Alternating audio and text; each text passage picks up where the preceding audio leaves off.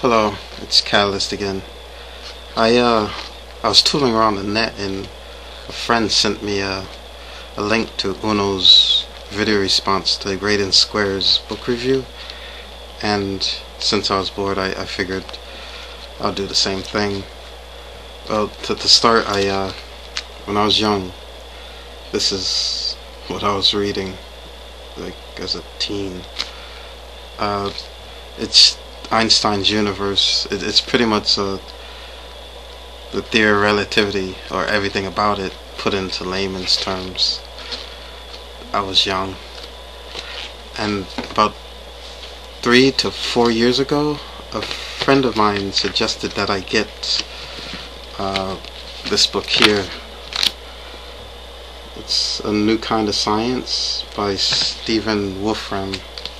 And for those of you who don't know, Stephen Wolfram is a theoretical physicist who pretty much reinvented cellular automata.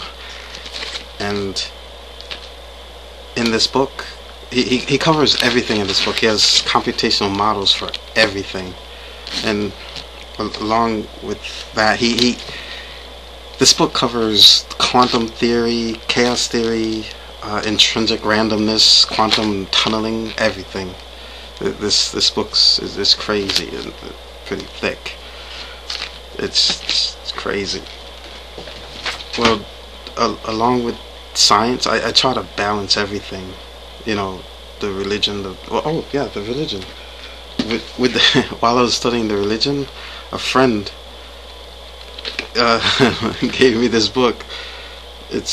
I'm not sure if you can read that due to glare, but it's A Social History of Madness by Roy Porter. And it covers like the fine line between genius and madness, and also religious madness.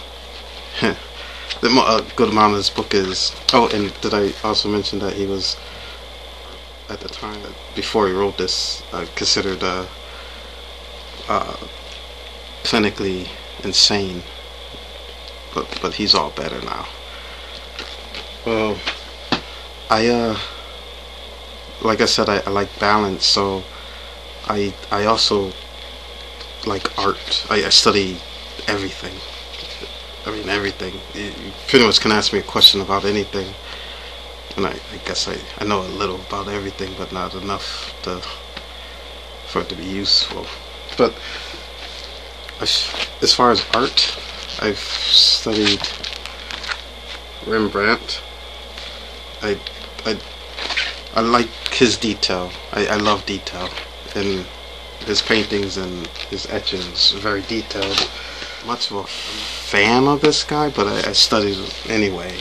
I love sculptures. Rodin. Everybody probably knows The Kiss, and of course The Thinker. I like Degas. You know, everybody's it's dark. I like that. And even the crazy stuff like Dali. I even studied modern art. I guess a lot of people call this fantasy art, but people like Brahm. You may know some of the names: Boris Vallejo, Chris Achilleos, Rowena. Sorry. Like I said, I love detail, and to me, Norman Rockwell was one of the greatest American painters of all time. Along with the art, the science, I delved into philosophy too. Well, in this case, it would be the philosophy of war. Sun Tzu's Art of War. If I'm not sure. Again, the glare. If I didn't mention this before, I have an affinity for swords and weapons. I guess they would be considered traditional weapons. So I like Japanese swords. Well, pretty much every sword, but Japanese swords in particular. And so I have this book here. It pretty much tells you the history of Japanese swords, the sword making, why they are curved, how they prepare the Hammond, everything. And they even describe how they used to take political prisoners and stack their body, and used to test new swords on the bodies. The deeper the sword would cut through all the bodies was a testament to how well the sword was made. After the sword's made, I have a book on pretty much how to use the swords. Well, Japanese swords. I even have, can you hear me? Listen, I even have books that are banned.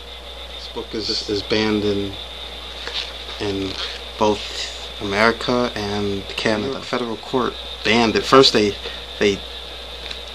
ordered that all copies be destroyed, and then later on they banned it, or vice versa, but this book is actually banned. Don't tell anybody. And because I don't think I have much time, I'd like all forms of art, and even photography. And for those of you who don't know, Leonard Nimoy, he actually does photography, and this is an autographed book of his art. Well, I have billions of books to go through, but I don't have the time. I guess thank you for listening.